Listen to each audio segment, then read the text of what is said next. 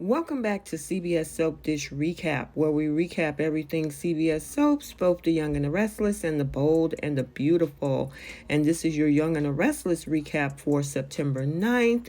And today, it looked like Nate is refusing to take Elena's advice, and it blows up in his face badly.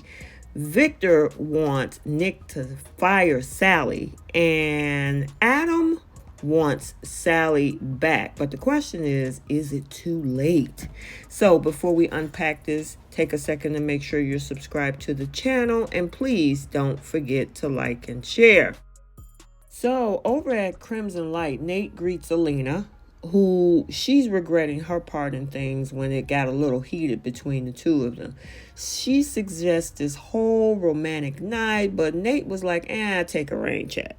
Because he's getting everything in place for his first ever Chancellor Winners Music Festival, which he's trying to get done before Devon gets back. Now, he knows Elena doesn't approve of all of this, but he claimed he have all of his bases covered, so he think. Now, Elena doubts that he can convince Devon, even giving him his favorite barbecue. Nate was like, he never completely vetoed it, and everything is ready to go.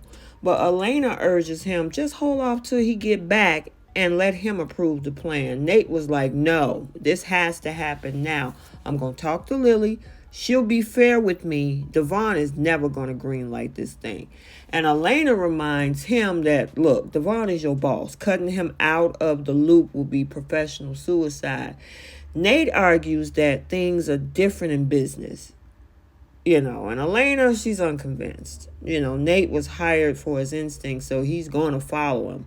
I mean, he was like, I'm tired of appeasing Devon. Elena feels, she'd be a horrible person if she didn't try to convince him to slow down. She was pleading with him, can you please do this for me?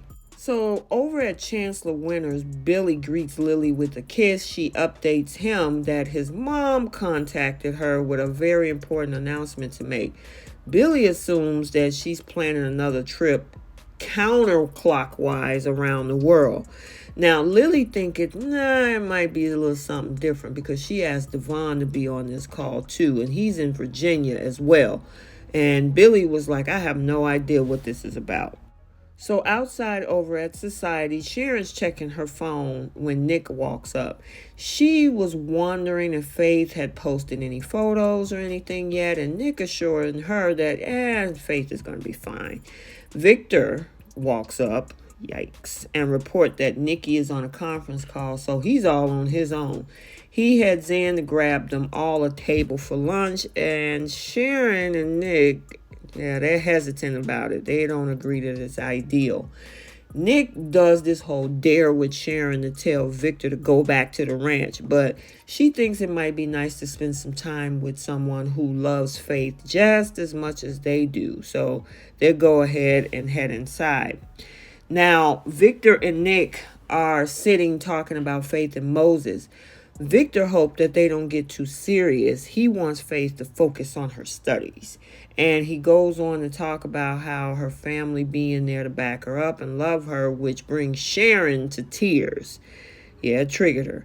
And she get up, she excuses herself for a moment, and Nick, talked about how they're both a little raw over this whole Faith going to school thing, and Sharon is still sad from losing Ray. She'll get through it. And hey, I understand what that's like because I did the same thing when both my kids went off to college too. Outside, she's trying to fight to get her tears under control. She is checking her phone. She almost looked like she tried to call her, but, she got to realize at this point you got to let her have that. Back on the inside, Nick and Victor discuss Faith one day joining Newman Enterprises because Victor feels that this is why they need to ensure that it all stays strong. Now, he asks about Sally's acquisitions and repeats that he wants her replaced with someone who will make the division profitable again. And Nick is giving him the side eye, staring at him, not agreeing with the whole idea. And I'm like, he's been telling you from day one he doesn't want her there. Why is that a big surprise, Nick? So over at the rooftop bar, Sally arrives and spots Adam brooding at the far end of the bar.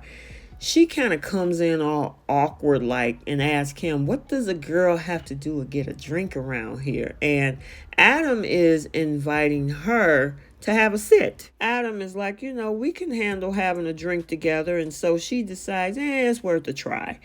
They go on to discuss her wins at Newman Media, and she actually tells Adam that she has him to thank for it.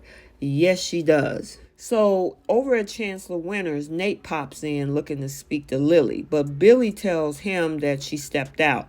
Now, talks turn to Jill calling this impromptu meeting. Now, Billy figures it has to be something big. Nate starts to air out his grievances against Devon to Billy, who concedes that he's, historically has been cautious when it comes to business. Now, Nate thinks, nope, it's personal. It has nothing to do but their personal relationship, and it has complicated things. Now, Billy won't second guess Devon, but he does feel that it would be a loss if Nate walked away. Now, Nate needed to hear that and ask if he could pitch his idea to Billy. Now, Billy reminds him, I'm only the COO and I can't greenlight anything. But Nate, still wants him to hear him out. Now, Nate wraps up his pitch on the music festival, and Billy says he thinks it's fantastic and gives him a chance to kind of strut his stuff a little bit. He has good instincts. We see Lily walked in, and Billy reports that Nate was just filling him in on the music festival and it has massive potential for success. Lily says they'll talk about it after the conference call, and Billy encourages Nate to share his idea with Devon and Jill, but he's kind of reluctant. So now Jill and Devon call in, and Nate asks about Naya before Jill asks Devon about Moses going off to college. Lily wants to know why they've been summoned. Just let's get it going. Jill has a proposal that she thinks can change everything. First, she wants to hear an update on their progress and asks how Nate is doing. Billy interjects that he has a great idea for a music festival. Devon thought he put a pin on it. Nate argues that it's a great profit margin and he can counter all of his cousin's objections. Now, Lily finds his ideas and acts he lined up as absolutely amazing, and Jill remarks, wow, that's enterprising.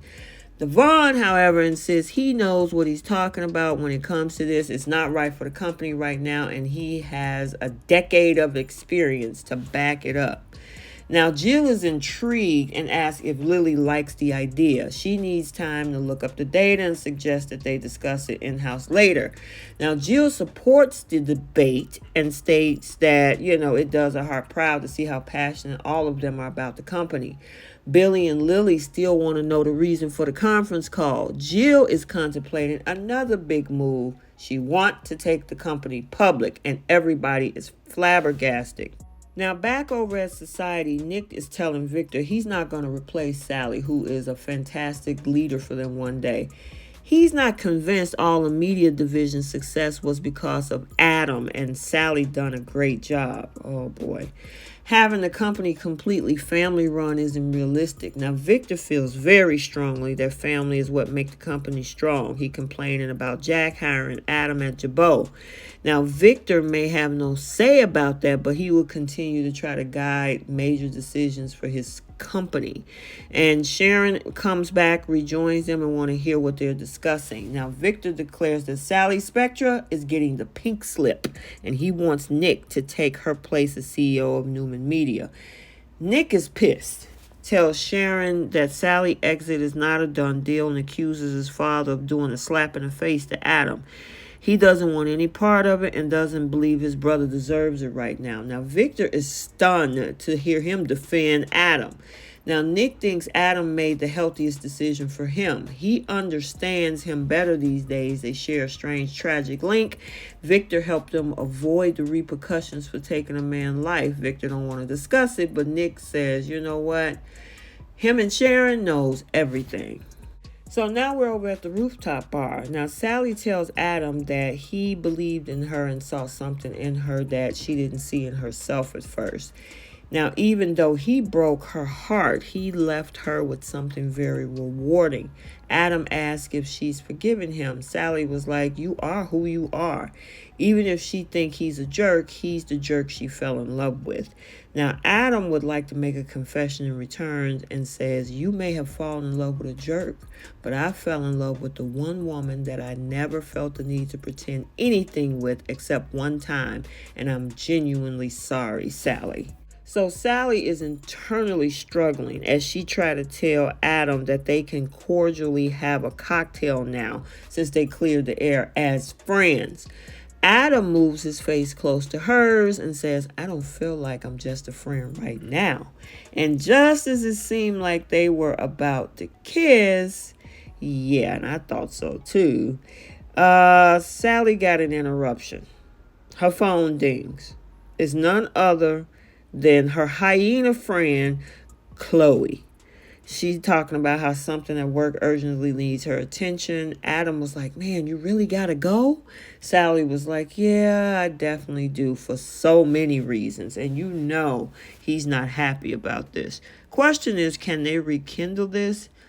I don't know. We have to wait and see. It's going to be interesting, at least for next week. Now, over at Society, Victor is bickering with Nick about discussing what happened with Ashlyn in front of Sharon. Nick says both she and Adam feel that he could talk to a therapist. Now, Victor's like, I'm not going to apologize for protecting both my sons. Nick was like, I don't expect you to. But it's just interesting that this might be finally the one thing that makes me understand what make Adam tick. And finally, back over at Chancellor Winters. Now, Jill go on about it being the time for big, bold moves and asks Nate, don't you agree? She thinks that they should have worldwide circuit of music festivals. Lily needs time to digest the idea of going public because it caught her off guard. Now, Devon, on the other hand, worries that they'll be giving up a lot of control, and control is everything. And you hear Nate saying control is everything. Now, Devon reminds them the vision that this was supposed to be a family company. Lily asks Nate's opinion. He gets pissed. He said, I'll leave it to the experts. And then he turned around, got up, and walked out the meeting. And of course, Jill want to know what the hell was all that about. So outside the office, Elena walks by while he's on the phone canceling the festivals and asking the person on the other end of the phone to bill to the company. After he got off the phone, he tells Elena, yep, you were right. Staying at Chancellor Winters with my cousins was a big mistake. I'm out.